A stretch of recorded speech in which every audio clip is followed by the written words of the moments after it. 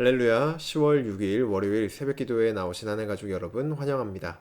우리 사도신경 하심으로 우리의 신앙을 고백하겠습니다.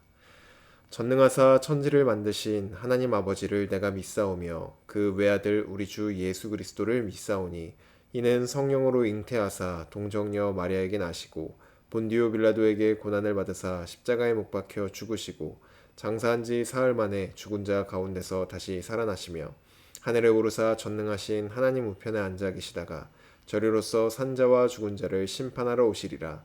성령을 믿사오며 거룩한 공회와 성도가 서로 교통하는 것과 죄를 사하여 주시는 것과 몸이 다시 사는 것과 영원히 사는 것을 믿사옵나이다. 아멘. 우리 찬송가 442장 저 장미꽃 위에 있을 함께 찬양드리겠습니다. 찬송가 442장 저 장미꽃 위에 있을 함께 찬양드리겠습니다. 저 장미꽃 위에 있을 아직 맺혀 있는 그때에 귀에 은은히 소리 들리니 주 음성 분명하다. 주님 나와 동행을 하면서 나를 친구 삼으셨네. 우리 서로 받은 그 기쁨은 알 사람이 없도다. 그 청아한 주의 음성 우는 새도 잠잠케 한다. 내게 들리던 주의 음성이 늘 귀에 쟁쟁하다. 주님 나와 동행을 하면서 나를 친구 삼으셨네. 우리 서로 받은 그 기쁨은 알 사람이 없도다. 밤 깊도록 동산 안에 주와 함께 있으려 하나. 괴로운 세상에 할 일 많아서 날 가라 명하신다. 주님 나와 동행을 하면서 나를 친구 삼으셨네. 우리 서로 받은 그 기쁨은 알 사람이 없도다. 아멘. 오늘 우리에게 주신 하나님 말씀 역대하 18장 28절에서 19장 1절까지 말씀입니다. 오늘 아침 우리에게 주신 하나님 말씀 역대하 18장 28절에서 19장 1절까지 말씀입니다. 제가 가지고 있는 성경 구약 성경 679쪽에 있습니다. 역대하 18장 28절에서 19장 1절까지 말씀입니다. 다 찾으신 줄로 알고 오늘 아침 우리에게 주신 말씀 함께 합독하도록 하겠습니다. 28절입니다. 이스라엘 왕과 유다 왕 여호사밧이 길르앗 라못으로 올라가니라. 죄송합니다. 이스라엘 왕이 여호사밧에게 이르되 나는 변장하고 전쟁터로 들어가려 하노니 당신은 왕복을 입으소서 하고 이스라엘 왕이 변장하고 둘이 전쟁터로 들어가니라. 아람 왕이 그의 병거 지휘관들에게 이미 명령하여 이르기를 너희는 작은 자나 큰 자나 더불어 싸우지 말고 오직 이스라엘 왕하고만 싸우라 한지라. 병거의 지휘관들이 여호사밧을 보고 이르되 이가 이스라엘 왕이라 하고 왕이라 하고 돌아서서 그와 싸우려 한즉 여호사밧이 소리를 지르매 여호와께서 그를 도우시며 하나님이 그들을 감동시키사 그를 떠나가게 하신지라. 병거의 지휘관들이 그가 이스라엘 왕이 아님을 보고 추격을 그치고 돌아갔더라. 한 사람이 무심코 활을 당겨 이스라엘 왕의 갑옷 솔깃을 쏜지라. 왕이 그의 병거 모는 자에게 이르되 내가 부상하였으니 네 손을 돌려 나를 진중에서 나가게 하라 하였으나 이 날에 전쟁이 맹렬하였으므로 이스라엘 왕이 병거에서 겨우 지탱하며 저녁 때까지 아람 사람을 막다가 해가 질 즈음에 죽었더라.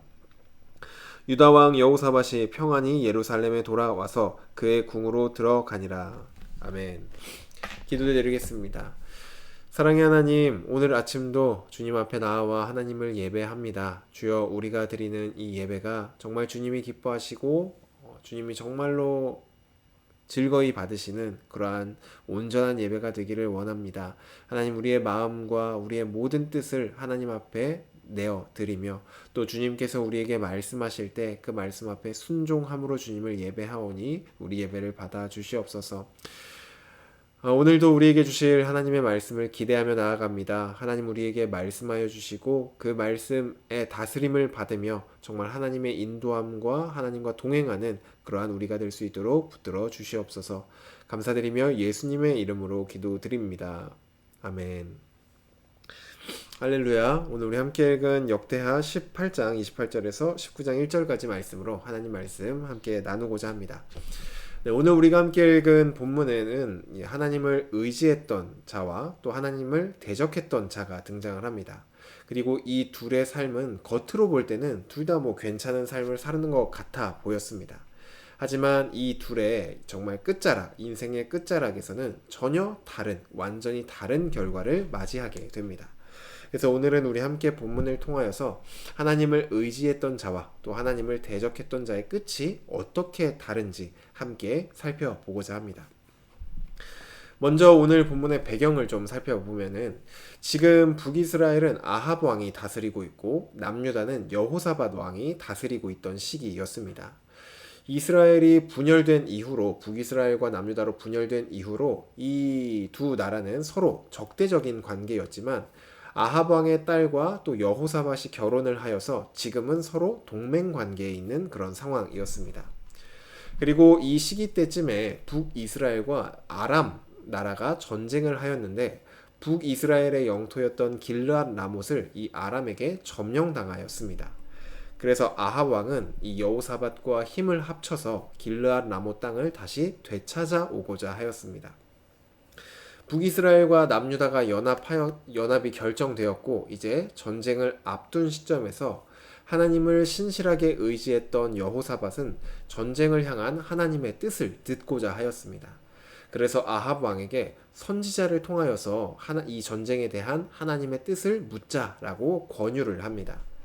이에 아합 왕은 선지자 400명을 모아가지고 하나님의 뜻을 물어봅니다. 하지만 아합 왕이 모아왔던 이 400명의 선지자들은 모두 다 거짓 선지자들이었습니다. 그래서 그들은 하나님의 말씀을 하는 것이 아니라 아합 왕이 듣기에 좋은 말을 하며 이 전쟁에서 반드시 왕이 승리할 것입니다 라고 거짓 예언을 하게 됩니다.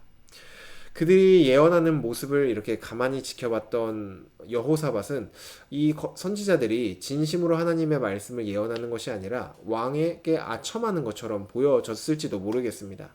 그래서 그런지 여호사밧은 아합에게 이스라엘에 혹시 다른 하나님의 선지자가 없느냐라고 물어봅니다. 아합은 여호사밧에게 미가야라는 하나님의 선지자가 있기는 한데 그는 자신에게 항상 나쁜 일만을 예언해서 내가 그를 싫어하고 그에게 물어보지 않는다 라고 대답을 합니다.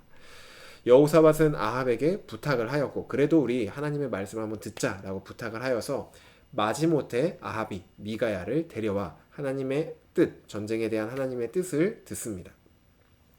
미가야는 다른 거짓 선지자들과 다르게 이번 전쟁에서 아합 왕이 죽을 것이라고 예언을 합니다. 이 아합 왕이 어떤 사람이었냐 하면은 북이스라엘의 여러 왕 중에서 정말 가장 악명 높은 왕 중에 하나였습니다. 그는 이세벨과 결혼하여서 바알과 아세라를 섬겼고 또 하나님의 선지자를 다 박해하였고 자신이 원하는 것을 얻기 위해서는 힘없는 백성까지 죽이기도 했습니다. 나봇의 포도밭이 이 아합 왕이 빼앗았던 그런 것이죠. 하나님은 자신을 대적하는 이 아합 왕을 심판하시려고 합니다. 그리고 이번 전쟁이 바로 그 심판의 자리가 될 것을 미가야 선지자를 통하여서 얘기하는 것이죠. 아합은 이에 자신이 전쟁에서 죽게 될 것이다 라는 이 미가야 선지자의 말을 듣고 화를 내며 그를 전쟁이 끝날 때까지 옥에 가두라고 명령을 하고 이제 전쟁에 출발을 합니다. 그리고 이제 오늘 본문이 시작되는 것이죠. 아합과 여호사밧이 길르앗 라못에 이르렀을 때 아합이 여호사밧에게 이렇게 말을 합니다. 29절을 보시면은 나는 변장을 하고 전쟁터로 들어갈 것이니 당신은 왕복을 입고 전쟁에 참여하소서라고 말을 합니다. 아합은 일반 병사처럼 자신을 위장하고 전쟁에 참여하려고 하는 것이죠. 아마도 미가야 선지자의 말이 계속해서 마음에 걸렸던 것으로 보여집니다. 그러니까 내가 왕복을 입지 않고 일반 병사 중 하나처럼 위장하여서 가면은 하나님의 심판을 피할 수 있지 않을까라는 생각을 했던 것이죠. 전쟁이 시작되었고 아합의 계획은 나름 성공적인 것처럼 보여집니다. 왜냐하면은 30절을 보면 아람 왕이 전쟁을 시작하기 전에 군의 지휘관들을 불러서 이렇게 명령을 합니다. 너희들은 다른 일반 병사들을 신경 쓰지 말고 오직 이스라엘의 왕인 아합 왕만을 잡아라 이렇게 명령했기 때문입니다. 아람의 최정예 지휘관들이 이제 눈에 불을 켜고 왕을 찾고 있습니다.